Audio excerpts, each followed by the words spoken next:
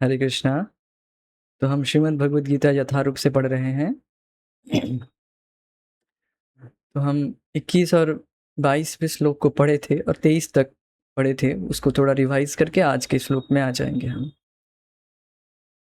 अर्जुन उवाच सेनयोरुभयोर्मध्ये रथं स्थापयमेच्युत यावदेतान् निरीक्षेऽहं योद्धुकामान् अवस्थितान् कैर्मया सह योद्धव्यम् अस्मिन् रणसमुद्यमे। अर्जुन अब भगवान को यहाँ पर निर्देश दे रहे हैं कि आप सेनयोर उभयोर मध्य, दोनों सेनाओं के बीच, मध्य बीच, रथम मेरे रथ को स्थापन कीजिए। हे अच्युत, स्थापन करो, इस तरह से बोले। कहते हैं अर्जुन अगर भगवान अगर हिचकिचाए कि मैं परमेश्वर हूँ, मैं ऋषिकेश हूँ, मुझे तुम आज्ञा देते हो, तो अर्जुन कहते हैं नहीं नहीं, आप, मुझे पता है आप परमेश्वर हैं, आप ऋषिकेश हैं, भगवान हैं, पता है मुझे। मैंने किया, मैंने बोला है गीता में, आप ही सब, आप ही भगवान है, मैंने बताया। अब तो मुझे पता है, फिर भी मुझे ये भी पता है कि आप भक्त वात्सल्य हैं, आप भक्तों के प्रेम के वशीभूत हैं, और मैं हूं आपका भक्त, इसलिए मेरे रथ को स्थापित कीजिए, इसलिए मैं आपको आज्ञा दे रहा हूं। यद्यपि आप सबको आज्ञा देते हैं, आपके डर से वायु, अग्नि, पृथ्वी और सूर्य, सब कुछ आपके निर्देशन में चलता है, बट आज मैं आपको आज्ञा दे रहा हूं क्योंकि मैं आपका भक्त हूं। सबको पता है कि आप भक्त वत्सल हैं, तो इसलिए मेरे रथ को स्थापन कीजिए। तो हे अच्युत, और इस तरह से आप अपने परम ईश्वर, आप परमेश्वर हैं, सबके ईश्वर हैं, सबके नियंता, कंट्रोलर हैं, इस पद से आप च्युत नहीं होते, इसीलिए हे अच्युत। और कहते हैं आप भक्त वत्सल, आपका ये स्वभाव सिद्ध है, और इससे भी आप च्युत नहीं होना चाहते, इसलिए हे अच्युत। तो यहाँ पर दो गुण स्पष्ट हो रहे हैं कि भगवान, अच्युत शब्द से हमने ये सीखा था पिछली कक्षा में कि भगवान अपने परम ईश्वर पद से कभी चूकते नहीं, वे हमेशा अपने परम ईश्वर के पद में रहते हैं, अच्युत। और वे कभी भी भक्तों के प्रति कृपा करने से कभी चूकते नहीं, इसलिए अच्युत। तो हे अच्युत, स्थापन करो, मेरे रथ को स्थापन करो। तो इसके फल को बता रहे हैं कि क्यों, अगर प्रश्न उठे क्यों स्थापन करे, तो अब आगे बताते हैं। यावदेता निरीक्षे हम योधु कामान अवस्थितान कैर्मया सह योद्धव्यम अस्मिन् रण समुद्यमे। तो मेरे रथ को तब तक स्थापन कीजिए जब तक मैं देख लूं, निरीक्षण कर लूं अच्छे से, नितराम ईक्षण, अच्छे से देख लूं एक बार कौन कौन यहाँ पर उपस्थित हुए हैं। योधु कामन, सब युद्ध की काम से उपस्थित हुए हैं, युद्ध करने की इच्छा से सब उपस्थित हुए हैं, तब देख लो एक बार, निरीक्षण कर लो। तो भगवान कहे अच्छा तुम योद्धा हो, निरीक्षक तो नहीं हो, तुम तो योद्धा हो, ये देखने सीखने का काम क्या तुम्हारा, तुम योद्धा हो, युद्ध करो, तुम्हारा काम तो युद्ध करने का है, युद्ध करने के लिए जो उपयोगी हो वो करो, देखने सीखने का काम तो तुम्हारा नहीं है। तो फिर कहते हैं कि मेरे सब बंधु बांधव, अर्जुन कहते हैं कि मेरे सब बंधु बांधव उपस्थित हुए हैं, और दोनों तरफ, मेरे तरफ अर्थात मेरे सेनाओं में भी मेरे बंधु बांधव है, और दूसरी विपक्ष में भी सब मेरे बंधु बांधव हैं और सज्जन हैं, तो इसलिए मैं एक बार देख लेना चाहता हूँ। तो कहते हैं कि फिर क्या, इसलिए कह रहे कैर मया, मतलब कौन कौन उपस्थित हुए हैं, योद्धव्यम, इस रण समुद्र में, इस युद्ध भूमि में उपस्थित हुए हैं, कौन कौन उपस्थित हुए हैं मैं देख लूं एक बार। तो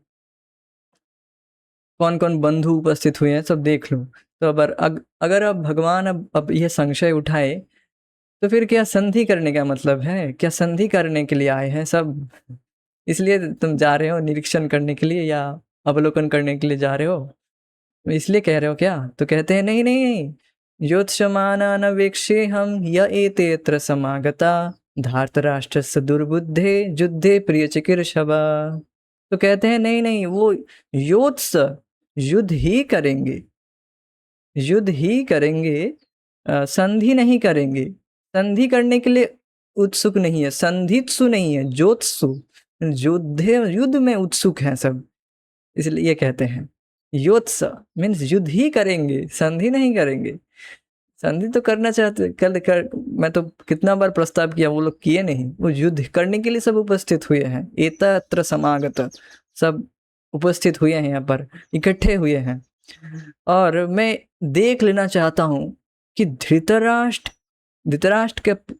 के पुत्र दुर्योधन आदि, दुर्योधन स्पेशली दुर्बुद्धि शब्द दुर्योधन के लिए उपयोग हो रहा है, कितना मंद बुद्धि से युक्त है, कितनी कुबुद्धि है इसकी, ये जानता है कि वह इस युद्ध में मरेगा और साथ साथ औरों को भी लेके मरेगा, फिर भी वो सब जानते हैं कि दुर्योधन बहुत सबसे पापी और कूटनीति से युक्त हैं। शल्य आदि सब, शल्य को भी किस तरह से आपने सुना था कि युद्ध करने के लिए आ रहे थे, उनको सब दावत खिलाकर, उनके सबको खिलाकर अब उनके अपने अपने पार्टी में कर लिए। सब कुबुद्धि से युक्त हैं और बहुत कूटनैतिक से युक्त है। सबको पता है कि दुर्योधन बहुत अधार्मिक है, बहुत अधर्म कर रहा है, सबको पता है। तो ये जानते हुए भी सब लोग उसी के प्रिय करने के लिए युद्ध में उपस्थित हुए हैं। मैं बहुत इसलिए बहुत उत्सुक हूँ देखने के लिए कि जानते हुए भी दुर्योधन इतना पापी है, इतना दुर्बुद्धि है, उसकी बुद्धि खत्म हो गई है, फिर भी उसके प्रिय करने के लिए उपस्थित हुई है युद्ध में। युद्धे प्रिय चिकीर्षव, युद्ध के द्वारा ही प्रिय करना चाहते हैं, कल्याण करना चाहते हैं। ये तो बहुत दुर्मति है। तो इसलिए मैं देखना चाहता हूँ, आवेग से अवलोकन कर लूं एक बार। तो अब आगे क्या होता है, मतलब आगे अब क्या होता है वह हम अब आज के श्लोक में देखेंगे। अब संजय धृतराष्ट्र को कह रहे हैं कि आगे क्या हुआ। कहते हैं संजय उवाच एव मुक्तो हृषिकेशो गुडाकेशेन भारत सेनयोरुभयोर्मध्ये स्थापयित्वा रथोत्तमम् भीष्मद्रोणप्रमुखत सर्वेषां च महीक्षिताम् उवाच पार्थ पश्येतान् समवेतान् कुरुन् इति। संजय उवाच एवमुक्तो हृषिकेशो गुडाकेशेन भारत सेनयोरुभयोर्मध्ये स्थापयित्वा रथोत्तमम् भीष्मद्रोणप्रमुखत सर्वेषां च महीक्षिताम् उवाच पार्थ पश्येतान् समवेतान् कुरुन् इति। ओके, अनुवाद। यस, अनुवाद से जाने से पहले आपको एक बार मौका देंगे हम बोलने के लिए। अनुवाद। संजय ने कहा, हे भरतवंशी। हे भरतवंशी किसको कह रहे हैं? Dhritarashtra, not Arjun, not Arjun, Dhritarashtra. संजय अर्जुन को नहीं कह रहे, संजय धृतराष्ट्र को कह रहे। ओके। अर्जुन द्वारा इस प्रकार संबोधित किए जाने पर किस प्रकार, पिछले श्लोक से कि मेरे रथ को दोनों सेनाओं के बीच में रखो, नट रखिए, रखो, किए जाने पर भगवान कृष्ण ने दोनों दलों के बीच में उस उत्तम रथ को लाकर खड़ा कर दिया और भीष्म, द्रोण तथा विश्व भर के अन्य समस्त राजाओं के सामने भगवान ने कहा यहाँ पर कि हे पार्थ, हे पार्थ, यहाँ पर एकत्र सारे कुरुओं को देखो, देखो। बहुत सुंदर लिंक बन रहा है इसका, तो वो हम देखेंगे। अब संजय कह रहे हैं, संजय उवाच कहकर धृतराष्ट्र, भारत, यहाँ पर जो भारत शब्द आया है वो धृतराष्ट्र के लिए है। धृतराष्ट्र को कह रहे हैं एवं उक्तो, इस तरह से उक्त, इस तरह से कहकर, मतलब इस तरह से उक्त मीन्स देखिए, लेट्स सी, हाँ, एवं उक्तो, इस तरह से कहे गए जाने पर अब भगवान ने क्या किए, ऋषिकेश श्री कृष्ण, ऋषिकेश शब्द से ये यहाँ पर ये सूचित किया जा रहा है कि अब वो जो दिखाएंगे उससे एक अलग ही प्रभाव पड़ेगा अर्जुन के चित्त पर, उसका एक अलग ही प्रभाव पड़ेगा। तो बहुत सुंदर यहाँ पर बात और परिहास भी करते हैं भगवान यहाँ पर, वो हम समझने का प्रयास करेंगे, थोड़ा सा हम भी परिहास को समझने का प्रयास करेंगे। क्या बात बताई गई है? ऋषिकेशो गुढ़ाकेशेन, गुढ़ाकेश अर्थात अर्जुन को वे अर्जुन के कर्तिक, गुढ़ाकेशन तृतीया विभक्ति है, अर्थात गुढ़ाकेश के द्वारा एवं उक्तो, इस तरह से कहे जाने पर, ऋषिकेशो अर्थात श्री कृष्ण ने सेनयोर उभयोर मध्य, दोनों सेनाओं के बीच में, स्थापयित्वा स्थापन कर दिए, रथोत्तम उत्तम रथ को लाकर खड़ा कर दिए। इस तरह से कहे जाने पर भीष्म द्रोण प्रमुखतः, भीष्म और खड़ा कहाँ किए, बिल्कुल भीष्म और द्रोण बिल्कुल दिखे, उस पोजीशन में रखे, प्रमुखतः सम्मुख में, भीष्म और द्रोण के सम्मुख ही बिल्कुल खड़ा कर दिया, ऐसे कह सकते हैं। किंतु बीच में है रथ, रथ ऐसा नहीं कि भीष्म द्रोण के सामने जे रख दिया, नहीं, दोनों सेनाओं के बीच में रथ को खड़ा किए और इस तरह से एंगल से खड़ा किए कि भीष्म द्रोण अच्छे से दिखे उनको।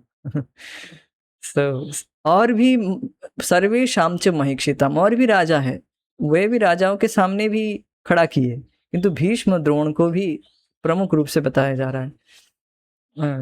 उवाच पार्थ पश्येतान, और कहते हैं पार्थ, हे पार्थ, पश्य देखो, देखो, पश्य एतान, सब ये देखो, ये सब सेना, ये सब कुरुवंशी, तुम्हारे सब कुरुवंशी है, सभी तुम्हारे संबंधी है, देखो, बहुत देखना चाहते थे, बहुत उत्सुक हो रहे थे कि मैं देखना चाहता हूँ, मैं देखना चाहता हूँ, मेरे रथ को बीच में खड़ा करो, खड़ा करो, अब देखो, देखो, परंतु अब ये नहीं कहना कि मैं युद्ध नहीं करूंगा, मैं युद्ध नहीं करूंगा, ये नहीं कहना, देखो, देखो, तुम देखना चाह रहे थे ना, पश्य एतान, देखो, एतान सब उपस्थित हुए हैं, कुरु नीति सब कुरुवंशी सब तुम्हारे सामने उपस्थित हुए हैं। और यहाँ पर पार्थ कहकर संबोधित कर रहे हैं कि हे पार्थ, तुम पृथा के पुत्र हो, मेरे बुआ के लड़के हो, बुआ के बेटे हो, तो मैं तुम्हारा रथ जरूर रखूंगा, इसमें संदेह मत करो। पृथा, पार्थ कहने से ये सूचित होता है कि तुम मेरे बुआ के लड़के हो, तुम्हारा रथ तो मैं जरूर रखूंगा, इस विषय में कोई संदेह मत करो, कोई टेंशन मत करो, मैं जरूर रथ को बीच में रखूंगा। परंतु यहाँ पर प्रयास करते हैं कि परंतु तुम अब युद्ध करने के लिए मना मत कर देना फिर।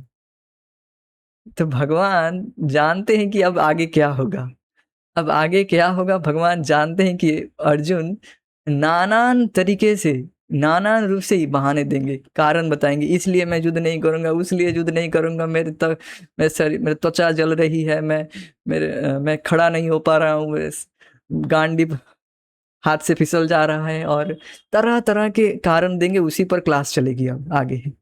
तो भगवान जानते हैं कि अर्जुन का क्या हालत होगा। अभी तो वो अर्जुन बहुत दिखा रहे कि मैं देखना चाहता हूँ, मैं देखना चाहता हूँ कौन कौन शत्रु उपस्थित हुए हैं, और मैं युद्ध करने के लिए बिल्कुल उत्साहित है, अभी तक उत्साहित है अर्जुन, बट इस तरह से उत्साहित होकर कह रहे हैं, तो भगवान कह रहे हैं अच्छा देखना चाहते हो, देखो, पश्य एतान सब उपस्थित हुए, देखो, बट देखो, परंतु युद्ध करने के लिए मना मत कर देना, देखो। तो इस तरह से परिहास भी करते हैं भगवान, जो हम आचार्य की टीका से थोड़ा सा रिलीज कर पा रहे हैं, नहीं तो समझ नहीं पाते। तो फिर से इसको एड्रेस करेंगे नाउ, थोड़ा सा डिटेल्स में जाएंगे हम अन्वय से।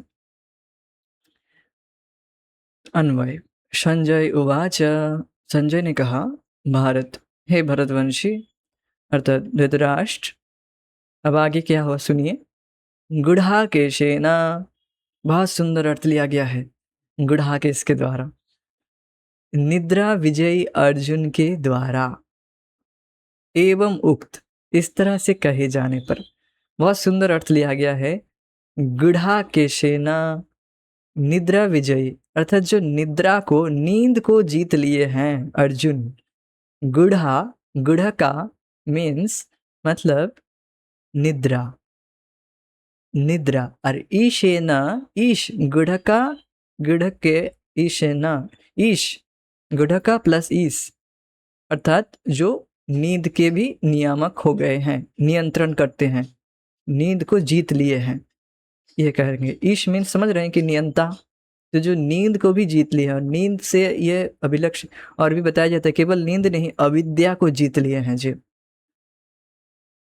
जो अविद्या को जीते हुए हैं, ऐसा नहीं कि वो अब मोहित हो गए यहाँ पर, वो तो भगवान ऋषिकेश है, वो तो एक अलग ही उद्देश्य लेकर कर रहे हैं, वो अलग बात है, वो तो सबको सबका पूरे जगत के मोह को नष्ट करने के लिए। किंतु अर्जुन ऐसे नहीं है, अर्जुन प्रेमी भक्त है भगवान के, और गुढ़ाकेश ने निद्रा को जीत लिया, ऐसा नहीं कि वो फोर्सफुली नींद आ रही है फिर भी वो हरे कृष्ण हमारी तरह हरे कृष्ण कृष्ण कृष्ण हरे, फिर हो गए, फिर हरे कृष्ण ऐसा नहीं, वो इतने आनंद में है भगवान के नाम रूप गुण लावण्य का आस्वादन कर रहे हैं कि वो नींद भूल गए हैं।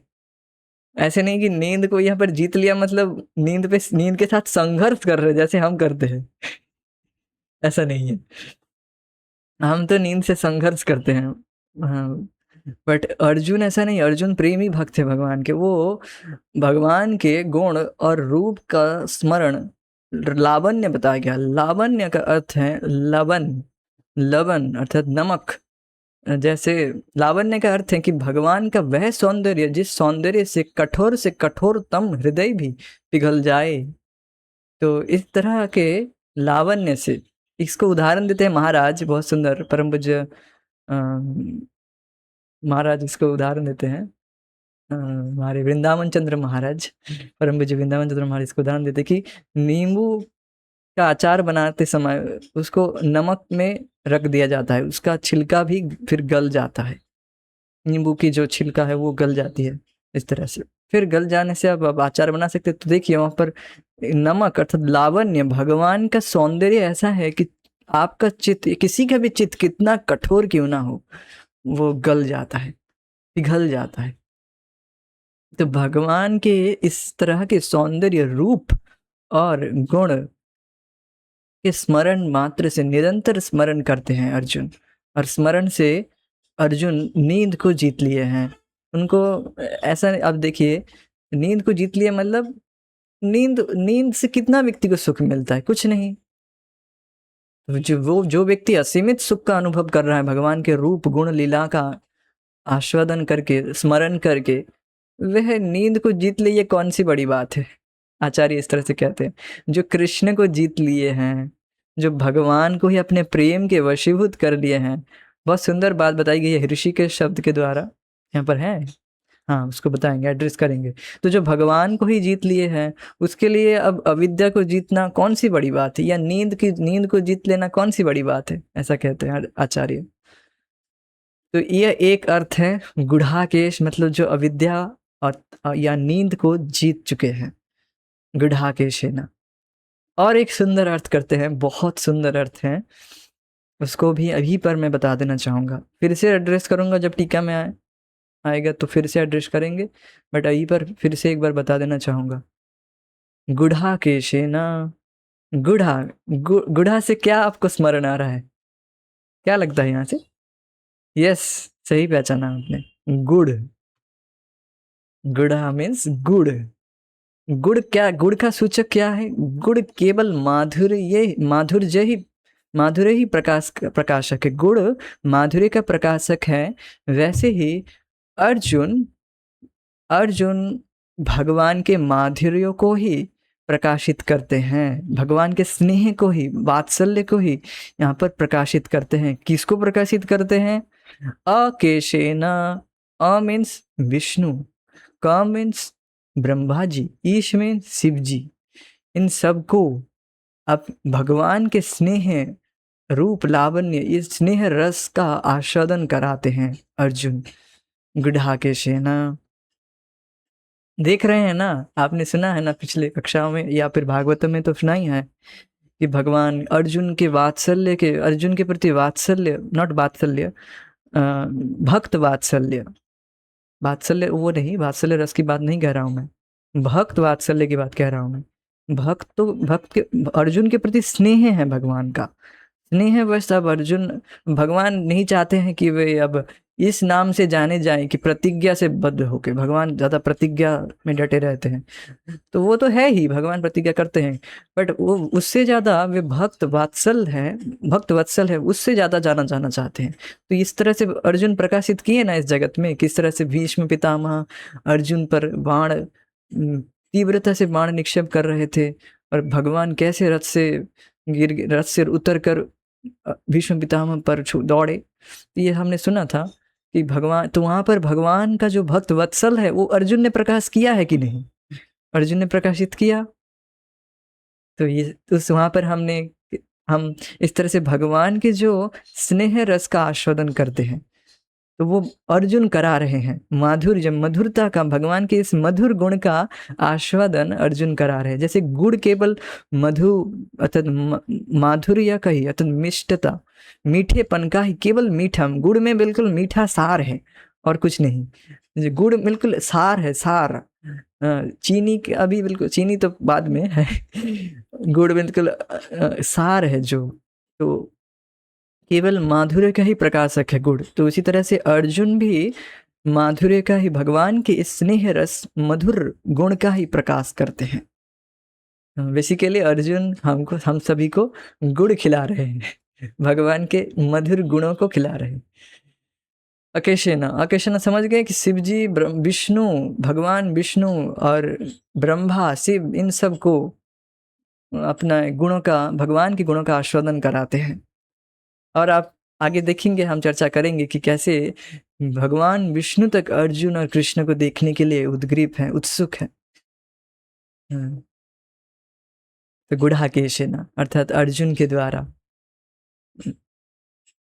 एवं उक्त्वा, इस प्रकार कहे जाने पर ऋषिकेश, श्री कृष्ण ने उभयो सेनयों मध्य, दोनों पक्षों की सेनाओं के बीच में, सर्वेषां महीक्षिताम्, सभी संसार भर के राजाओं के, च तथा भीष्म द्रोण प्रमुखत, भीष्म और द्रोण आदि के सामने, रथ उत्तम रथ को स्थापन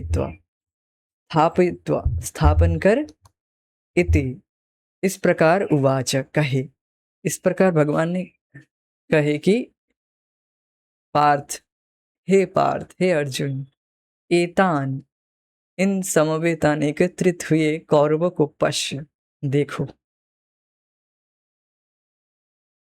ओके, गीता भूषण टीका।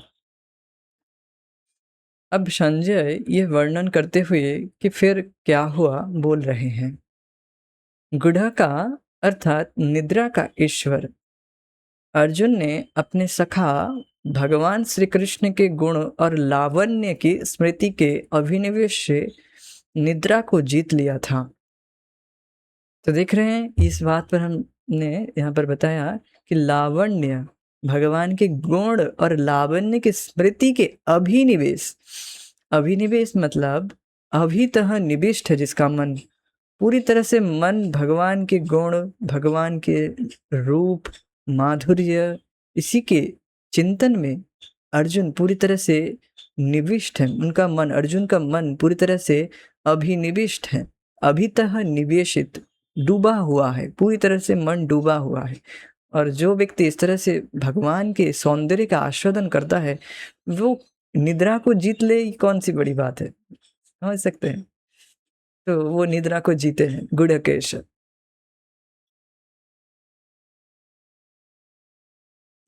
बहुत सुंदर यहाँ पर बात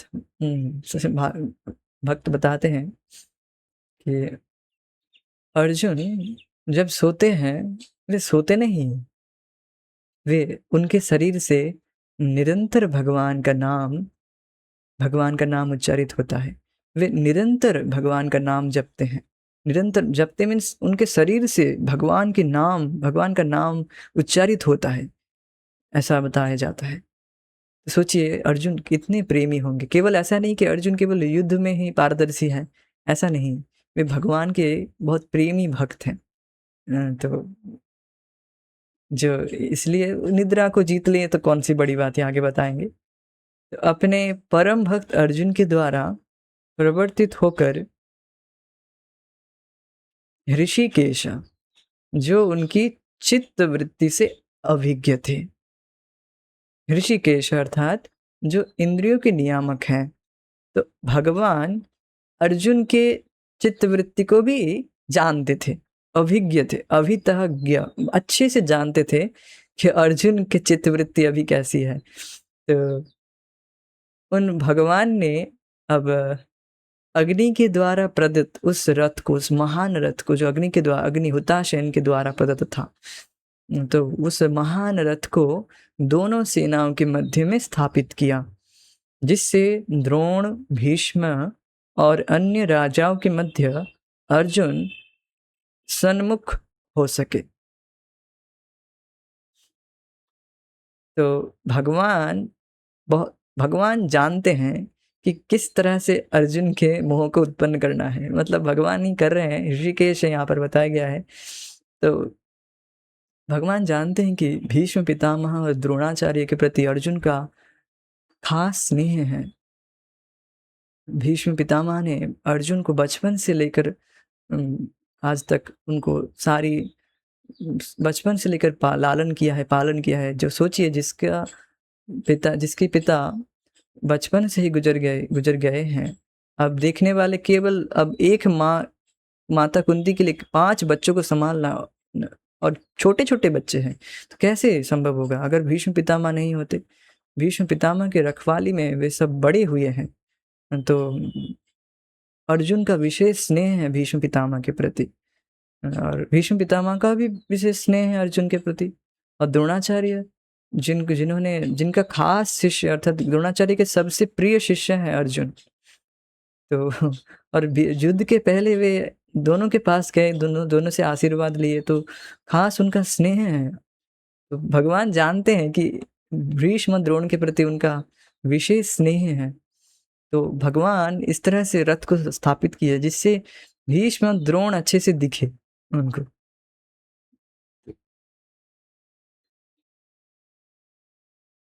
हे पार्थ, यहाँ एकत्रित कुरुओं को देखो। अब आगे कहते हैं भगवान, तुम देखना चाहते थे, देखो अब। हे पार्थ, यहाँ एकत्रित कुरुओं को देखो।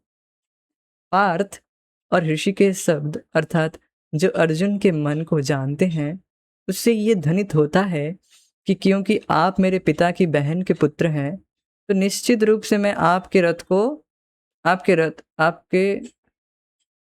आपके रथ में आपके साथ रहूंगा, परंतु अभी तुरंत आप अपने युद्ध की इच्छा को त्याग देंगे। क्योंकि ऋषिकेश के रूप में मैं सब जानता हूं, इसलिए ये भी जानता हूं। तो फिर शत्रु सेना का निरीक्षण करने का क्या लाभ है, ये उपहास में कहते हैं। उपहास समझिए क्या बताए। उपहास मतलब परिहास कर रहे हैं भगवान, उपहास कर रहे हैं, मजाक कर रहे हैं अर्जुन से बेसिकली, कि तुम कह तो रहे हो कि देखूंगा, मैं देखना चाहता हूँ, मेरे रथ को स्थापित करो, मैं देखना चाहता हूँ, एक बार देख लूं कौन कौन उपस्थित हुए हैं। तो कहते हैं अब भगवान कि हाँ, देख लो, नितराम ईक्षण निरीक्षण करने का क्या लाभ है। तो अगर तुम तो युद्ध ही नहीं करोगे, अरे तुम तो युद्ध ही नहीं करोगे, फिर निरीक्षण करने का क्या लाभ है। भगवान ऐसे कहते हैं कि युद्ध की इच्छा को मत त्याग देना, देखो, परंतु युद्ध की इच्छा को मत त्याग मत देना तुम। इस तरह से कटाक्ष करते हैं अर्जुन के प्रति। तो भगवान जानते हैं कि अब आगे क्या होगा निरीक्षण करने के बाद, इस तरह से उपहास में कहते हैं। तो फिर निरीक्षण करने का क्या लाभ है, इतना निरीक्षण तुम युद्ध ही नहीं करोगे, फिर निरीक्षण करने का क्या लाभ है। तो इस तरह से भगवान उपहास करते हैं। ओके, प्रयास समझ लिया। अब हम तात्पर्य को पढ़ते हैं। इस श्लोक में अर्जुन को गुढ़ाकेश कहा गया है। गुढ़ का अर्थ है, अब हम पढ़ते जाएंगे, तात्पर्य बिल्कुल सिमिलर है, बस पढ़ते जाएंगे, समझ में आ जाएगा आपको। तो गुढ़ा का अर्थ है नींद, और जो नींद को जीत लेता है वह गुढ़ाकेश है। नींद का अर्थ है अज्ञान भी है। अतः अर्जुन ने कृष्ण की मित्रता के कारण कृष्ण की मित्रता के कारण नींद तथा अज्ञान दोनों पर विजय प्राप्त की थी। कृष्ण के भक्त के रूप में वह कृष्ण को क्षण भर भी नहीं भूल पाया, क्योंकि भक्त का स्वभाव ही ऐसा होता है। यहाँ तक कि चलते अथवा सोते हुए भी कृष्ण के नाम, रूप, गुणों तथा लीलाओं के चिंतन से भक्त कभी मुक्त नहीं रह सकता। अतः कृष्ण का भक्त उनका निरंतर चिंतन करते हुए नींद तथा अज्ञान दोनों को जीत सकता है। इसी को कृष्ण भावनामृत या समाधि कहते हैं। तो ये है परफेक्शन। जब तक आप इस तरह से निरंतर भगवत स्मृति बनी नहीं रहती, तब तक हमें कृष्ण भावना का अनुशीलन करते रहना है। जब तक निरंतर भगवान में मन नहीं जा रहा, तब तक प्रयास करते रहना है, मतलब तब तक अभ्यास करते रहना है भगवान में मन लगाने के लिए। जब जब जब आपका मन अनायास, बिल्कुल बिना प्रयास के भगवान में जा रहा है, तब सोचेंगे कि हाँ, अब कुछ परफेक्शन आ रही है। तो इसी को कृष्ण भावनामृत कहते, कृष्ण में निरंतर मन उसी में जाए। अब देखेंगे जगत में लोगों का मन केवल भोगों में जाता है, इस भोग से लेकर उस भोग से, तो भोगों में भी संतुष्ट नहीं है, एक भोग से संतुष्ट नहीं है, इससे कभी उससे। तो देखिए भगवान का भक्त है, भगवान के जो भक्त है वो केवल भगवान कृष्ण के रूप गुण, केवल भगवान के विषय में चिंतन करते रहते हैं। भगवान में उनका मन बिल्कुल लगा रहता है, बिल्कुल निरंतर तैल धारावत भगवान में उनका मन अभिनिविष्ट रहता है, और इससे उनको दिव्य सुख का अनुभव होता है। अभी ये नहीं कह सकते कि अभी नहीं हो रहा है, नहीं तो कैसे इतने सारे भक्त कैसे कृष्ण भावना में टिके हुए हैं। यद्यपि वो अभी साधक हैं, फिर भी उनको कुछ सुख तो मिल रहा है, इसलिए ना सब टिके हुए हैं। ऐसा नहीं कि हम सब अभी इस तरह के अज्ञान को जीत लिए हैं, देह चेतना नहीं है, ऐसा नहीं है, फिर भी कुछ तो सुख मिल रहा है, इसलिए तो टिके हुए हैं। और इसका मतलब कि आगे और हृदय शुद्ध होगा और अज्ञान निवृत्त होगा, तो कृष्ण में और मन लगा रहेगा और कहीं जाने का मन ही नहीं करेगा। बस निरंतर भगवान का विषय में स्मरण करेंगे, कीर्तन करेंगे और कुछ नहीं करेंगे। तो ये परफेक्शन है, मतलब सिद्ध दशा है, मतलब कृष्ण भावनामृत। यही किसी को कृष्ण भावनामृत कहते हैं, समाधि कहते हैं। मन बिल्कुल भगवान में निविष्ट होना और कहीं नहीं जाता है। प्रत्येक जीव की इंद्रियों तथा मनों के निर्देशक तथा ऋषिकेश के रूप में कृष्ण अर्जुन के मंतव्य को समझ गए हैं कि वह क्यों सेनाओं के मध्य में रथ को खड़ा करवाना चाहता है। अतः उन्होंने वैसे ही किया और फिर वे इस प्रकार बोले।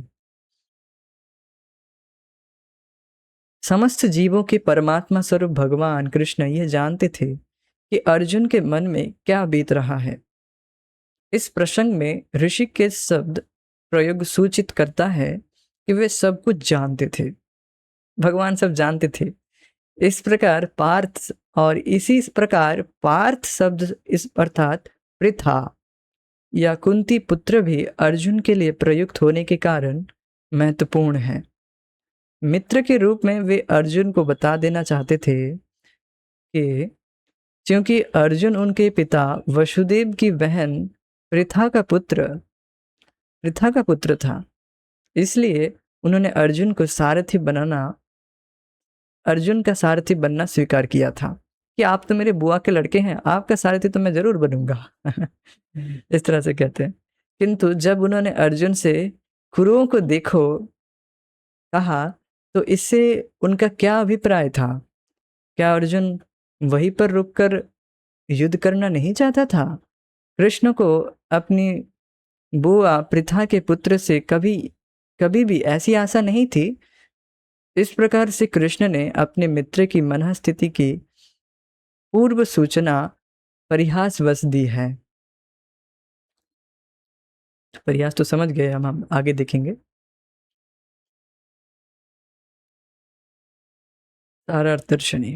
शारार्थ दर्शनी को देखिए, बहुत सुंदर टीका की गई है, बहुत सुंदर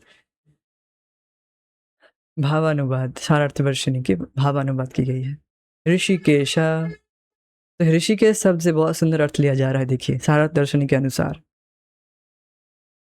ऋषिकेश शब्द का तात्पर्य है समस्त इंद्रियों के नियंता।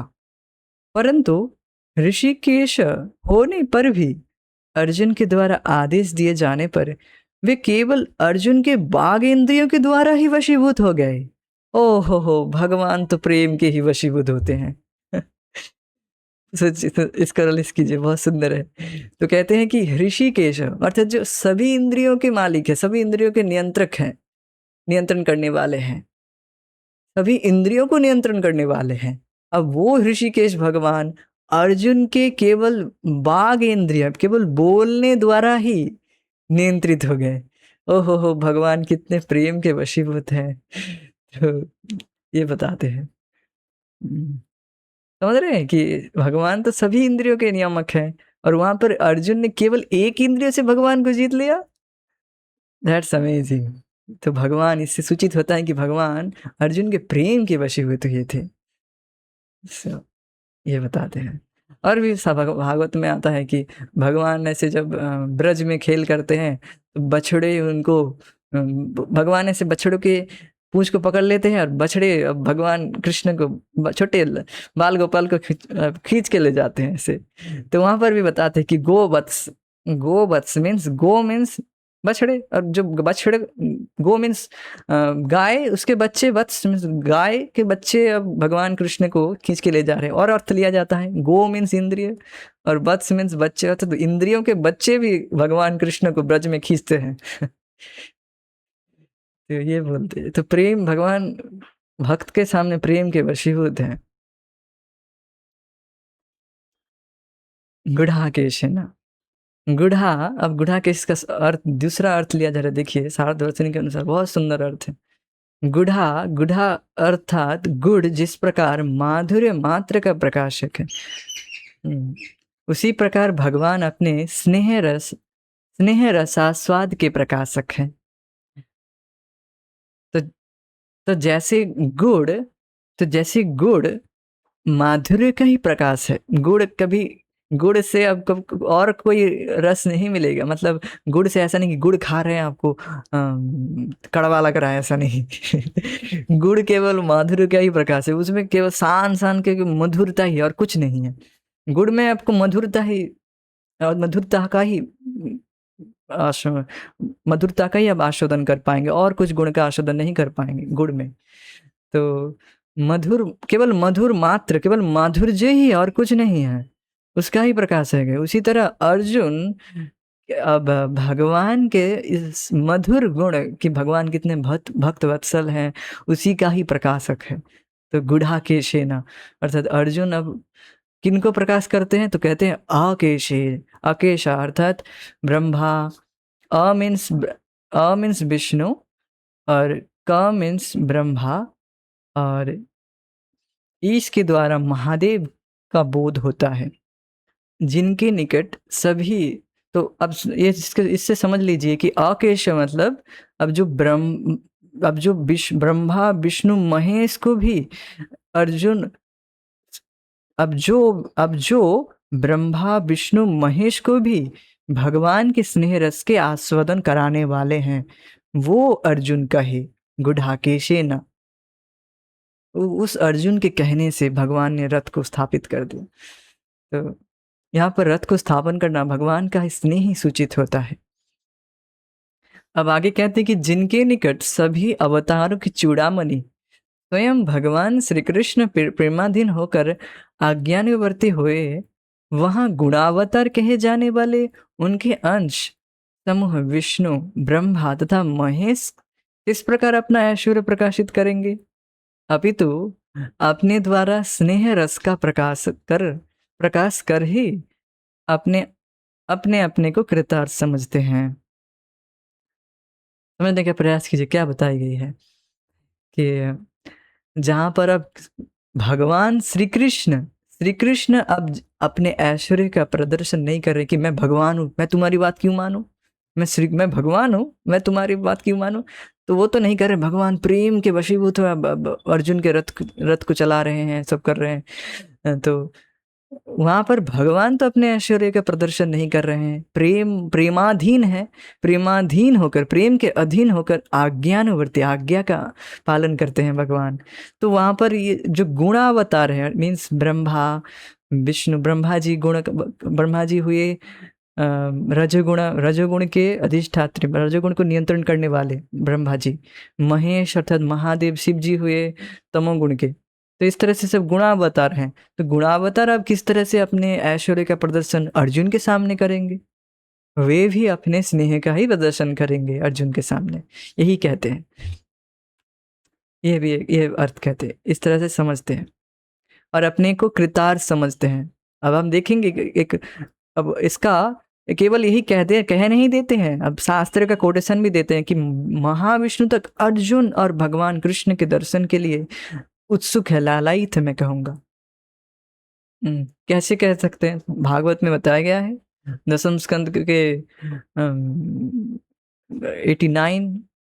89 चैप्टर्स में देख सकते हैं आप कि वहाँ पर ये बात बताई गई कि देखिए यहाँ पर कोट किया गया है कि महाविष्णु ने भी कहा है, परम भूमनाथ भगवान ने अर्थात महाविष्णु ने भी कहा है कि आप लोगों के दर्शन की अभिलाषा से ही मैं विष्णु पुत्र को यहाँ लाया हूँ।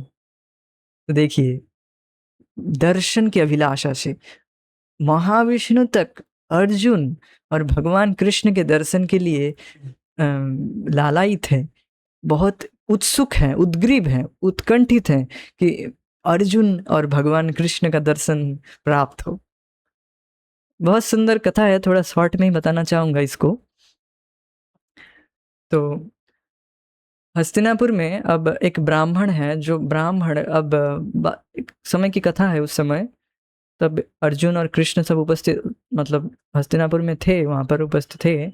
अब एक ब्राह्मण था जो कि बार बार पुत्र संतान के लिए वह प्रयास करता था, बट उसका संतान तो हो जाता था, बट संतान उत्पन्न होते ही वो मर जाता था। तो ब्राह्मण बहुत क्रोधित होकर अब वो राजा उग्रसेन के पास गया और उसको राजा के पास जाकर वह उल्हाना देने लगा कि आपकी ही गलती है, इसीलिए मेरा पुत्र मर रहा है, मेरा पुत्र बार बार मर जाता है, ये आपकी ही गलती है। वो बहुत उल्हाना देने लगा। तो इस तरह से करते करते हर बार राजा को बहुत बातें सुनाता और अब जो वह 9th टाइम आया, मतलब नौवा लड़का, मतलब थोड़ा समझ लीजिए। अब जब उसका 9वां लड़का होने वाला था, मतलब उस बार भी वो आया, उसके पहले वो उग्रसेन के पास आया और इस तरह से अब वो बहुत क्रोधित होकर राजा को बहुत ये वो बात कि आप क्षत्र बंधु हैं, आप तो क्षत्रिय होने के लायक नहीं है, अब क्षत्रियों का वीर ही खत्म हो गया है कि अब प्रजा का कोई रक्षा करने के लिए नहीं है, ये नहीं है, वो नहीं है, बहुत तरह से वे उलाहना देने लगा। अब वहीं पर अर्जुन उपस्थित थे। अर्जुन ने ब्राह्मण को सांत्वना दी, हे ब्राह्मण वर, आप इस तरह से परेशान मत होइए, मैं आपको आश्वासन देता हूँ, मैं प्रतिज्ञा करता हूँ कि आप इस बार प्रयास कीजिए, इस बार संतान उत्पन्न कीजिए। मैं आपको प्रतिज्ञा देता हूँ, मैं प्रतिज्ञा करता हूँ और आपको सांत्वना देता हूँ कि इस बार आपका पुत्र नहीं मरेगा।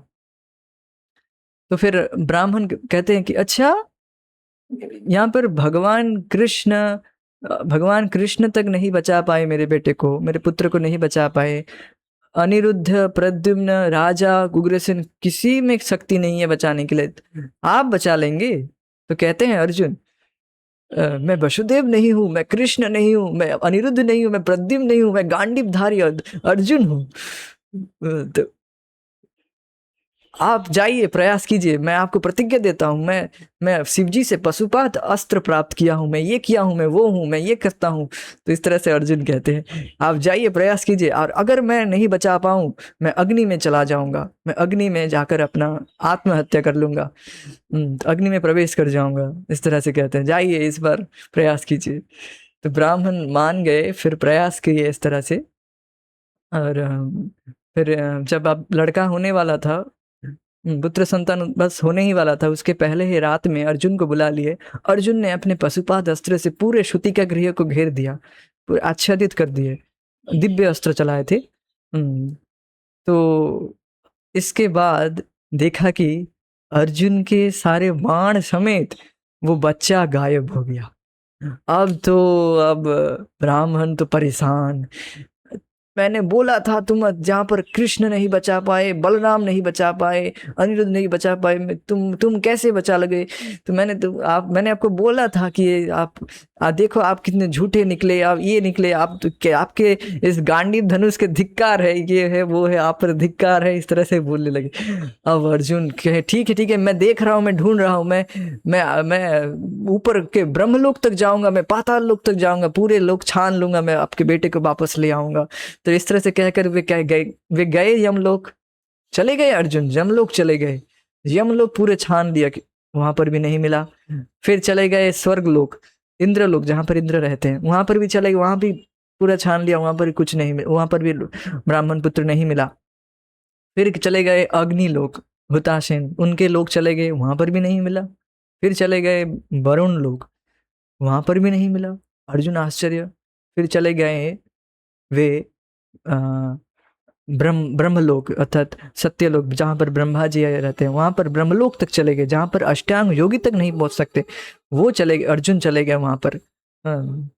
तो वहां पर भी ढूंढे, वहां पर भी उनको नहीं मिला। फिर वे चले गए बिल्कुल नीचे, पाताल रसातल, बिल्कुल सबके नीचे के लोग पाताल रसातल तक चले गए। इस तरह से 14 भुवन छान लिए, कहीं पर भी उनको नहीं मिला। तो अब अर्जुन तो परेशान। अब अर्जुन कहे ठीक है, मैं अपने प्रतिज्ञा के अनुसार अग्नि में प्रवेश कर जाऊंगा। अब प्रवेश करते जाते समय अब भगवान कृष्ण ने रोक लिया। अरे रुको रुको, मेरे रहते कैसे तुम अग्नि में प्रवेश कर जाओगे? नहीं तो सम्मानजनक बात हो जाएगी कि मेरे रहते अर्जुन अग्नि में प्रवेश कर गया है, बहुत तो शर्मसार बात होगी। तो अर्जुन को रोक ले, रुको रुको रुको, मैं ब्राह्मण पुत्र को लौटाऊंगा, तुम मेरे साथ चलो, मैं लेके आऊंगा, चलो। तो फिर अब अर्जुन को वे रथ पे चढ़ाए, और फिर रथ में चढ़कर अब दोनों ब्रह्मांड को भेद करके चलने लगे। ब्रह्मांड को बिल्कुल, ब्रह्मांड को भेद के, पूरी ब्रह्मांड के पार चले गए। और इस तरह से जाते जाते बहुत सारे लोग आते हैं, ये लोग वो लोग सब पार करके भगवान अर्जुन को लेके जाते हैं। और फिर इस तरह से ब्रह्मांड पार करने के समय जब आता है, उस समय पूरा अंधेरा रहता है। तो सुदर्शन चक्र को फिर बुलाते हैं। सुदर्शन के प्रकाश से पूरा अंधेरा मिट जाता है, अंधेरा गायब हो जाता है, पूरा प्रकाश ही प्रकाश हो जाता है, सुदर्शन इसीलिए बताया जाता है। तो फिर वे ब्रह्मांड को पार करके आगे चले जाते हैं। और फिर बताया जाता है कि फिर बहुत ही उज्जवल ज्योति दिखती है उनको, ब्रह्म ज्योति कहते हैं। भगवान कहते हैं ये मेरा ही एक अव्यक्त अंश है, मेरा अव्यक्त रूप है, जो ब्रह्म मेरे ही शरीर से निकलती है ये ज्योति। तो ये भी मेरा एक अव्यक्त रूप है। तो अर्जुन को वो भी दिखाते हैं। तो कुछ लोग होते हैं, कुछ बेवकूफ, कुछ मूर्ख लोग होते हैं, जो इस तरह से अव्यक्त में आसक्त हो जाते हैं और दुख ही मिलता है उनको, और कुछ नहीं। तो इसमें लीन हो जाते हैं, वो लीन भी नहीं हो जाते इसमें।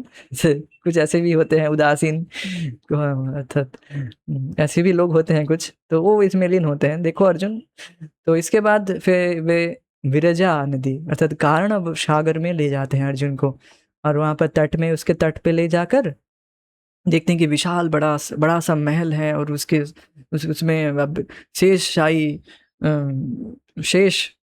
अर्थात शेष अर्थात भगवान शंकरसन भगवान का ही एक एक्सपेंशन है, शेष नाग वहाँ पर है, उपस्थित है। और शेष में लेटे हुए हैं भगवान महाविष्णु, विशाल काय उनको दिखता है। और वे कहाँ बिल्कुल छोटे, खुद बिल्कुल छोटे, बिल्कुल नगण्य दिख रहे थे, उनको विशाल महाविष्णु का दर्शन होता है।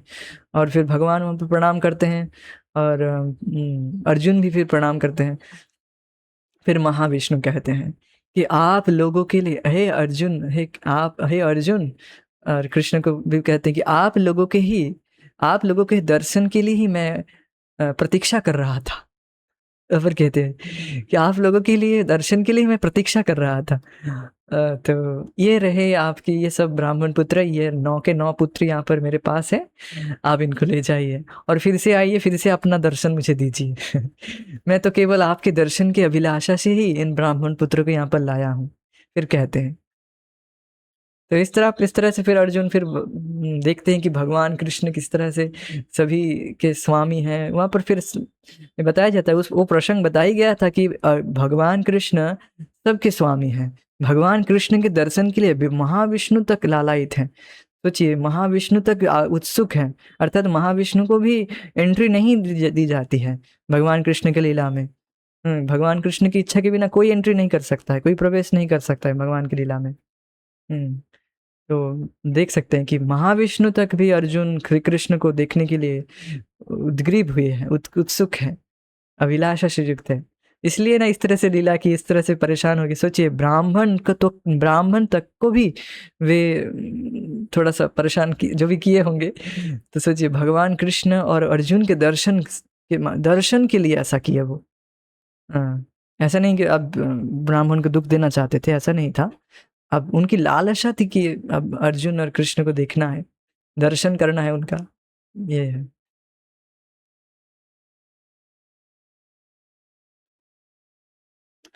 तो इस तरह से अर्जुन भगवान कृष्ण के स्नेह रूप माधुर्य का आस्वादन कराते हैं। महाविष्णु, विष्णु, ब्रह्मा, शिव जी सबको कराते हैं। अर्थात गुढ़ाकेश हैं वे, गुढ़ाकेश है ना, गुढ़ाकेश गुड़ खिलाते हैं सबको, अर्थात भगवान के माधुर्य का आस्वादन कराने वाले हैं। अथवा गुढ़ा का अर्थ है, इसका दूसरा अर्थ, ये तो दूसरा अर्थ है। अब जो पहला अर्थ हमने लिए थे, मतलब सुने थे गीता भूषण के अनुसार, उसी को अब दिया गया है उसको। गुढ़ा का अर्थ है निद्रा, एवं जो निद्रा विजयी हैं वे गुढ़ाकेश हैं। जिस अर्जुन के प्रेम से माया के नियंता श्री कृष्ण वशीभूत होते हैं, वे अर्जुन माया की एक साधारण वृत्ति निद्रा को जीत लिए। इसमें आश्चर्य की क्या बात है, यही इसका गूढ़ भाव है। तो समझ गए कि ये जो भगवान कृष्ण को प्रेम के वशीभूत कर लिया, माया को जीत ले, वो कौन सी बड़ी बात है। और माया की एक साधारण वृत्ति निद्रा, उसको जीत ले, और कौन सी बड़ी बात है, ये बात वगैरह। भीष्म द्रोण प्रमुखतः, अर्थात भीष्म द्रोण के सम्मुख एवं सर्वेशाम महीक्षिताम, अन्य राजाओं के भी सम्मुख रखे, व्रत को रखे। यहाँ प्रमुखतः भीष्म द्रोण के साथ समासबद्ध होने पर भी सर्वेशाम महीक्षिताम पद के साथ भी युक्त हुआ है। मतलब सभी राजाओं के भी सम्मुख थे, साथ साथ भीष्म पितामह के सम्मुख रथ को खड़ा किए थे। ये बात बता रहे हैं। स्पेशली उनको भीष्म द्रोण अच्छे से दिखे, ये भी ये बात है। तो इस तरह से रथ को खड़ा किया। अब आगे क्या होता है, आगे क्या प्रभाव होता है, वो हम अब अगले कक्षाओं में देखेंगे। तो आज हम यहीं पर रुकते हैं। हरे कृष्णा, जय Srila Prabhupada, Nitai Gaur Premanande, Hari Hari. Thank you so much, thank you for joining us. Hari बोल।